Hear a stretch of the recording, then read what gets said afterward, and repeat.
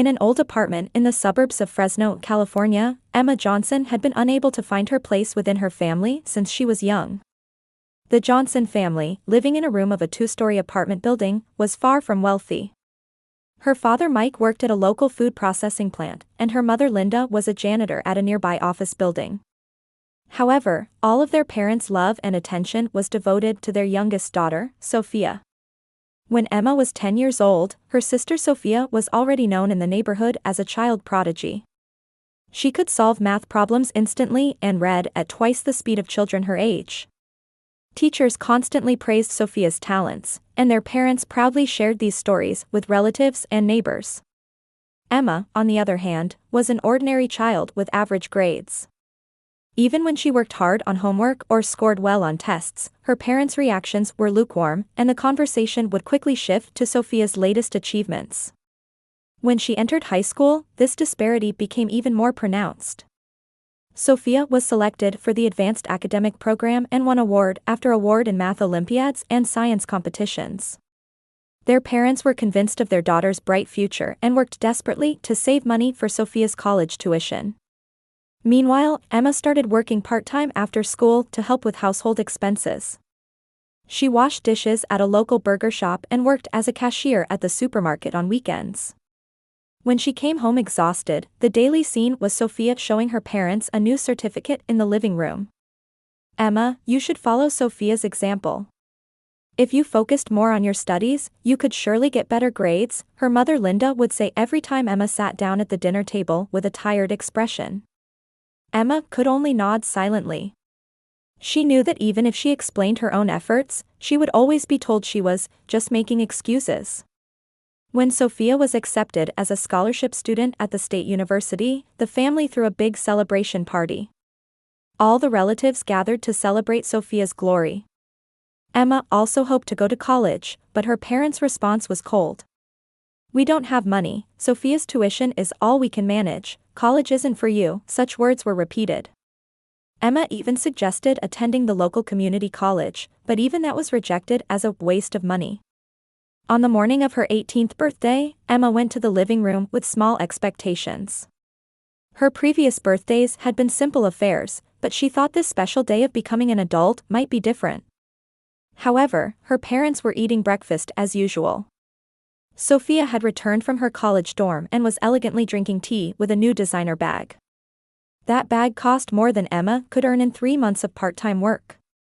"Good morning," Emma greeted them, and her father Mike looked up from his newspaper. His expression was more stern than usual, with a color of determination floating in it. "Emma, sit down. We need to talk." Emma sat in the chair, feeling an unpleasant premonition in the depths of her heart. Linda took a deep breath and opened her mouth as if stating a conclusion she had thought through for a long time. "Emma, you're 18 now, aren't you? You're an adult, right? We've reached our limit too. Sophia's college expenses are mounting, and we can't afford to have 3 or 4 adults in this house. We want you to leave." Emma couldn't believe her ears.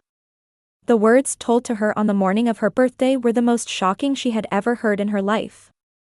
"But I just graduated from high school." "Don't be spoiled," Sophia interrupted, setting down her teacup. "I've been preparing for independence since I was 16. How long are you planning to depend on our parents, big sister?" Mike threw a heavy suitcase at Emma's feet. "Pack your things. We want you out today." "Excellent, Sophia alone is enough." Linda's voice was cold, with a tone as if disposing of unnecessary baggage. "Even if you stay, you won't contribute anything to this house, will you?" Sophia stood up and placed her hand on Emma's shoulder. That hand was full of false sympathy, but a sneer floated at the corner of her mouth. "Why don't you become homeless? Then you might finally see reality." Emma picked up the suitcase with trembling hands. When she left the house where she had lived for 18 years, she did not look back. Dragging a single suitcase, Emma left home and continued walking through the city with nowhere to go. She contacted friends from high school, but many had already gone to college out of state, and the remaining friends were living at home and weren't in a position to suddenly take in a friend. Only her best friend Jessica offered to let her stay for 2 weeks, but that wasn't a long-term solution either. The 2 weeks spent at Jessica's house were precious time for Emma to accept reality. Jessica's parents were kind and showed sympathy for Emma's situation, but it was clear they also had their limits. During the day, Emma searched for work at local fast food restaurants and finally managed to find a part-time job at Burger King. The hourly wage was minimum wage, but beggars can't be choosers.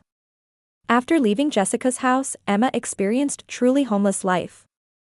For the first few days, she spent nights in her old car. This car was a used vehicle she had bought with money saved from part-time work in high school. The air conditioning was broken and the seats were torn, but it was Emma's only refuge.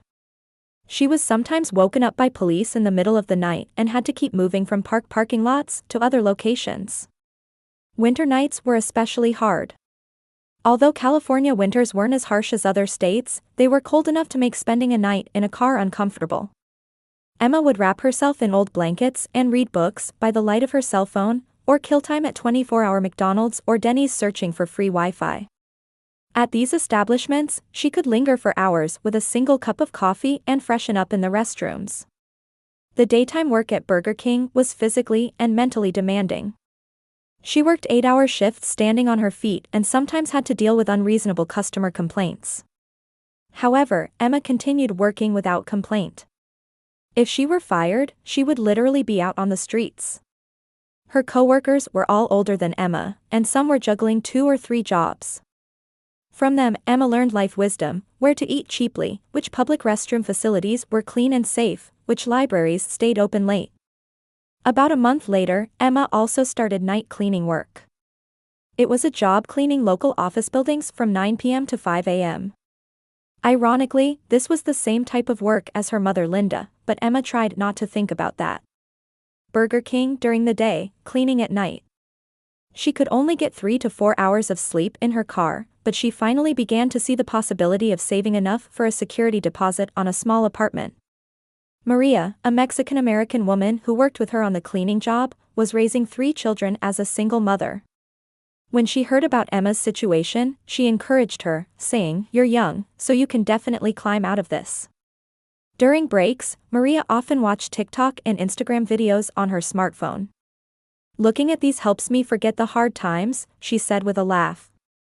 Emma began imitating her, watching social media videos during break time. At first it was just escapism, but gradually she became interested in videos by various content creators. She was particularly drawn to stories of people who had succeeded from circumstances similar to her own. One day, Maria said to Emma, "Why don't you try making videos? Your story would surely resonate with many people." At first Emma hesitated. She was reluctant to expose her miserable life to the world. However, one night when she was alone in her car, she suddenly picked up her cell phone. She filmed her first video beginning with words like, "Good evening, I'm Emma. I was kicked out by my family on my 18th birthday and am now living in my car." The video was far from professional. The lighting was poor and the audio was unclear. However, Emma spoke honestly about her situation, her family's treatment, her current life, and her anxiety about the future. At the end of the video, she declared, "But I won't give up.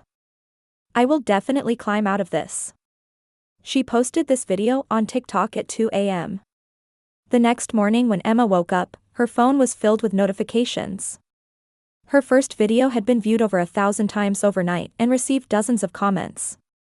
Many were encouraging messages like, "Hang in there, I'm rooting for you," and "I had a similar experience." Emma read them with tears streaming down her face. From then on, Emma began capturing her daily life in videos every day. Short videos filmed during breaks at Burger King, videos shot in her car before and after cleaning work, scenes of her studying at the library. Her videos had no pretense and showed the harsh reality of life. But that was exactly what touched the hearts of many people. 3 months later, Emma's follower count exceeded 10,000. The comment sections of her videos began receiving daily messages from young people in similar circumstances. "Watching your videos makes me want to work harder too. When I'm about to give up, your videos always save me." Reading such words, Emma realized that her experiences were helping others. When her followers reached 50,000, she received her first sponsorship offer from a company. A small apparel brand contacted her saying, "We were moved by your sincerity. Would you introduce our clothes?"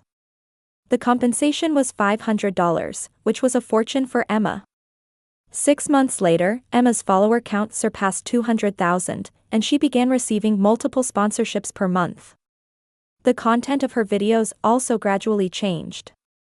They began to include not just life's hardships, but also small successes and positive messages. Emma valued her relationship with viewers and made sure to reply to comments. By the 9th month, Emma's monthly income exceeded her parents' annual income. She finally graduated from living in her car and was able to rent a small studio apartment. The apartment was far from luxurious, but to Emma it felt like a palace. The night she slept in her own bed for the first time, Emma was filled with deep emotion. Even after moving into the apartment, Emma never forgot her humility.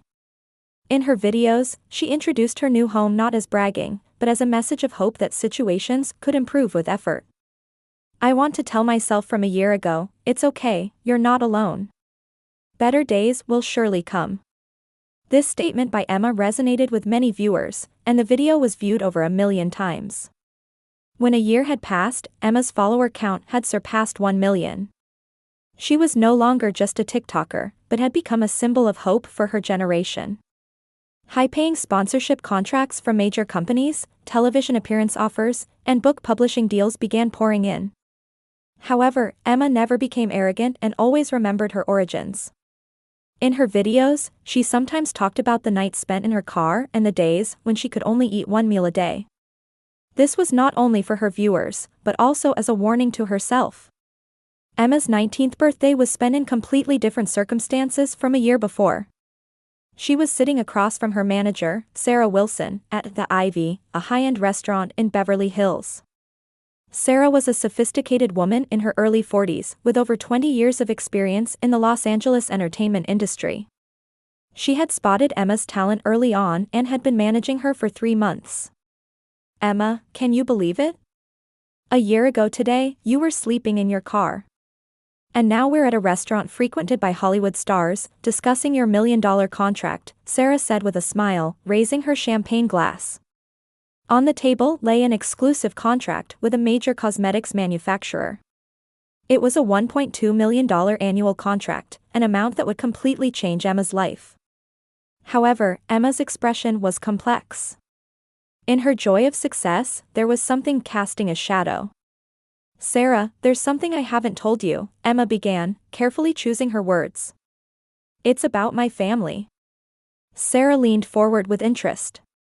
"Of course, tell me. Your story is always honest, and that's why your followers love you." Emma took a deep breath. Up until now in her videos, she had mentioned being kicked out by her family, but had avoided details. "Actually, last night, I accidentally found my parents' social media. It really was by accident." When Emma was looking at an old friend's Facebook page, her mother Linda's account appeared as a mutual friend. Driven by curiosity, she looked at it and found a scene she hadn't expected. Her father Mike had been in an accident at the factory 3 months ago, injuring his back and becoming unable to work. Although workers' compensation was approved, the benefits weren't sufficient, and the household finances were in a difficult situation. Linda's posts contained words like, "My husband's medical expenses are mounting and it's difficult. We're causing everyone worry." Even more surprising was Sophia's current situation. Although more than a year had passed since her college graduation, she still hadn't found employment. While she was supposed to have received job offers from multiple companies, in reality she had been continuously rejected in interviews. The parents said publicly that Sophia has high standards and is choosing a good company, but in reality she had been continuing in a state of unemployment at home. "So the excellent sister they expected when they kicked you out didn't turn out as expected," Sarah said, organizing the situation.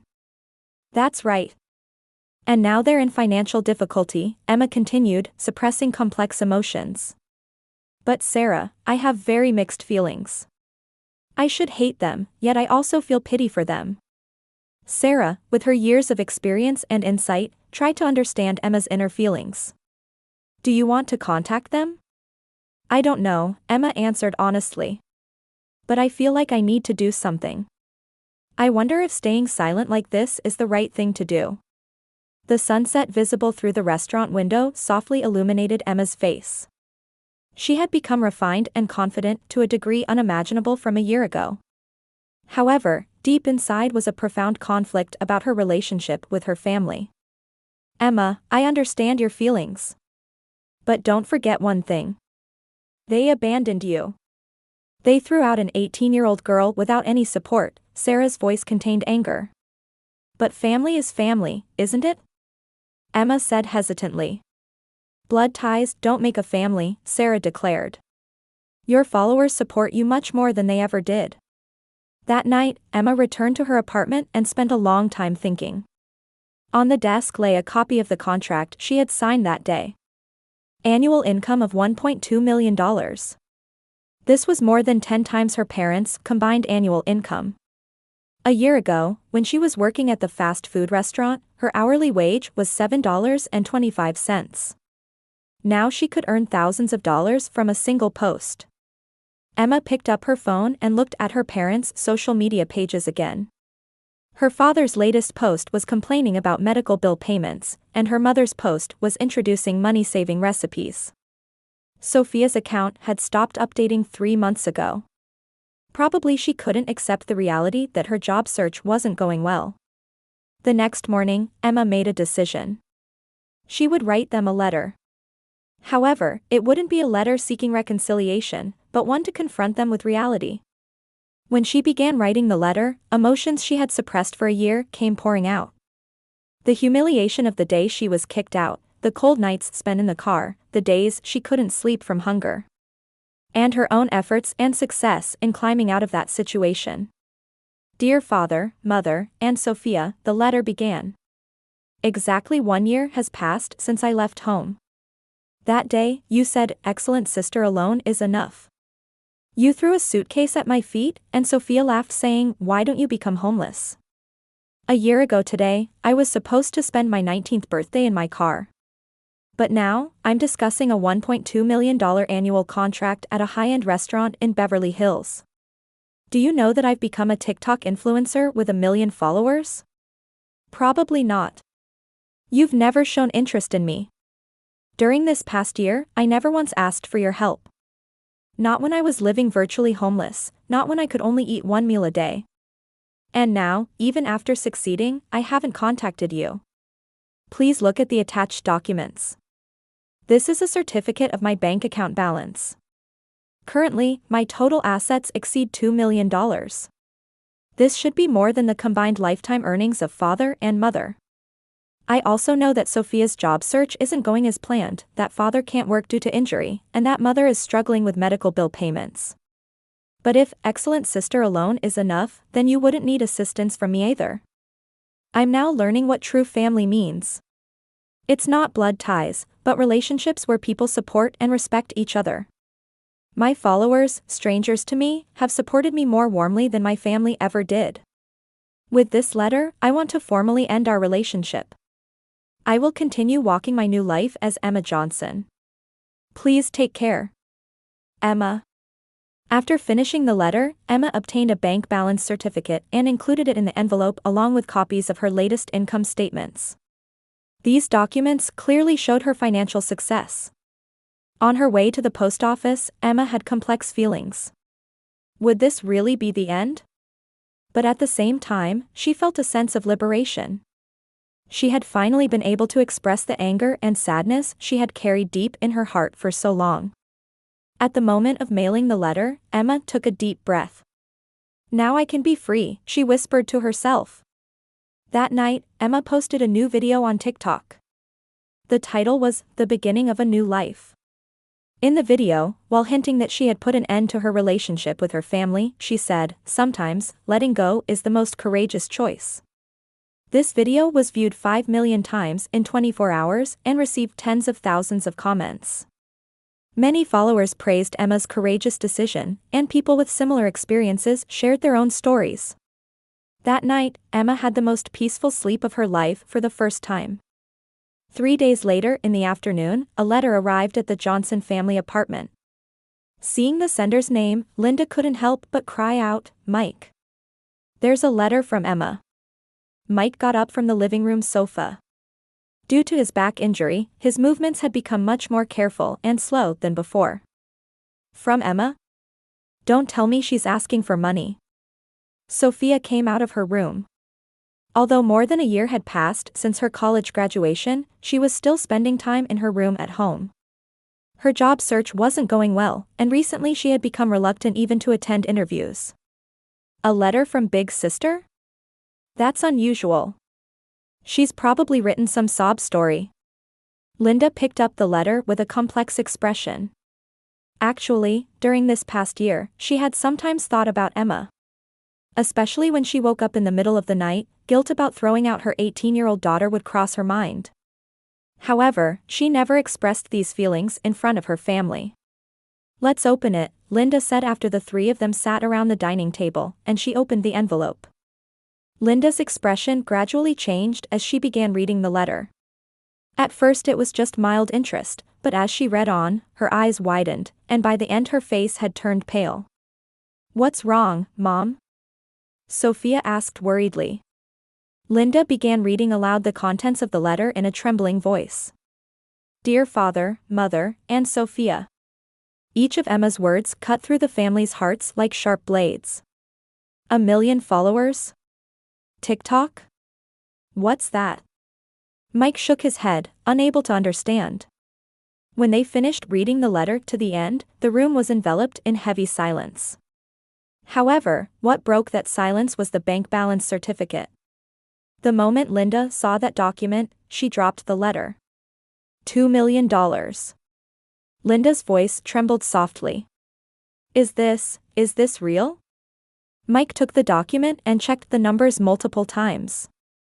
His annual income was around $40,000, and even combined with Linda's income, it didn't reach $70,000. Emma's assets far exceeded their lifetime earnings. It's a lie, absolutely a lie, Sophia raised her voice. There's no way that Big Sister could earn this much money. These must be forged documents. However, Linda had already picked up her smartphone. With trembling fingers, she searched for Emma Johnson TikTok. What appeared on the screen was a familiar face. However, it was completely different from the Emma who had left home a year ago. Sophisticated clothing, professional makeup, and above all, a confident expression. Follower count. 1.2 million, Linda muttered. Emma's profile read, influencer, author, speaker, and her latest posts had hundreds of thousands of likes. Mike also began searching for Emma's name on his smartphone. Then he found article after article about her. Headlines like Woman Who Went From Homeless to Millionaire at 18, TikToker Who Overcame Adversity to Success, and Emma Johnson, Star of Hope for Young People, were lined up. Is this really Emma? Mike's voice was mixed with confusion. Sophia looked at her parents' smartphones and was speechless seeing her sister's image there.